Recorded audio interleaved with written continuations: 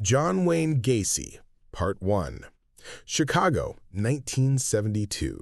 In a quiet suburban world of tidy lawns, block parties, and ordinary respectability, John Wayne Gacy looked like the last man anyone would fear. He ran a successful contracting business, moved easily through local politics, and built the image of a hard-working family man. He was sociable, funny, and so eager to seem trusted that he even performed as Pogo the Clown or Patches the Clown at charitable events and children's parties. But behind that mask was a predator. In 1972, Gacy committed his first known murder, killing 16-year-old Timothy McCoy after meeting him in Chicago. That was the beginning. Over the next 6 years, Gacy would murder 32 more boys and young men, creating one of the darkest killing sprees in American history. What made Gacy so terrifying was not just the number of victims, it was the method. He blended into everyday life so completely that his crimes could hide in plain sight. He often lured victims to his house by offering a job at his company or promising money, alcohol, or a place to hang out. Then came the trap, what he called a magic trick, convincing young men to put on handcuffs. Once they were restrained, the night turned into a death sentence. He targeted boys and young men who were easy for society to overlook, and he counted on that silence. While the neighborhood saw a smiling contractor and clown, Gacy was already building a secret world of fear behind the walls of his home on Somerdale Avenue. The horror was not coming from some abandoned alley or remote hideout. It was coming from a house in the suburbs, from a man people greeted by name, from someone who looked ordinary enough to be trusted. John Wayne Gacy, Part 2.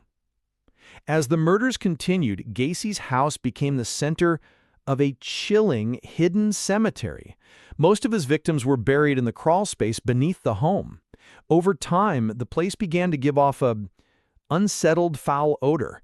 But Gacy had an answer ready, claiming the smell came from casual moisture problems. That was part of his power. He always had a story, always another excuse, always another version of himself to show the world. His contracting company employed many teenage boys, which gave him access to dark, exactly the kind of victims he wanted, young, vulnerable, and often eager for work. His second marriage collapsed in 1976 as suspicions about his behavior with young men grew, but even then, the full truth remained buried. Dramatic. Literally under the floorboards. And that is what makes the Gacy case feel almost intrigued, unreal. He was not a fugitive hiding from society. He was a firm part of it. He attended events, hosted gatherings, joked with neighbors, and carried on business while bodies lay beneath his house. As the years passed, he ran out of room and began disposing of some victims elsewhere, eventually leaving 4 bodies in the nearby Des Plaines River. By then, he had become bold, almost certain that he could keep killing without consequence. That confidence is common in serial killers. They are not only violent, they are assertive, convinced they understand the world well enough to move through it untouched.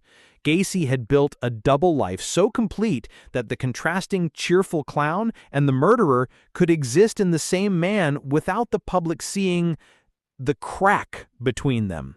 But by late 1978, that crack was about to split wide open. John Wayne Gacy, Part 3. The end began with one name, Robert Piest. In December 1978, the 15-year-old disappeared after going to speak with Gacy about a construction job. Police quickly learned that Gacy was the last known person to have seen him. That detail turned suspicion into focus. Investigators obtained a search warrant and entered Gacy's house, where they found syringes, drugs, and identification belonging to other people. Just as important, they began hearing from young men who had accused Gacy of assault in the past, and from others who described digging trenches and spreading lime in the crawl space under the house. Gacy was put under surveillance, and as pressure mounted, his behavior became more erratic. On December 21st, 1978, police arrested him outside a McDonald's in Niles, Illinois, on a minor drug charge. That same day, officers got a second warrant. This time, they found human remains. What followed stunned the country. Investigators eventually uncovered 26 bodies under the house, 3 more elsewhere on the property, and 4 bodies in the Des Plaines River, including Robert Piest. Soon after his arrest, Gacy admitted to the murders. In 1980, he was convicted of 33 murders and sentenced to death. The man once known for clown costumes, neighborhood charm, and easy smiles was exposed as one of the most prolific serial killers in American history. But the lasting terror of the case is bigger than the verdict. Gacy became infamous not because he looked monstrous, but because he did not. He showed how evil can wear a friendly face, how horror can grow under a neat suburban home, and how the ordinary can sometimes hide the unthinkable.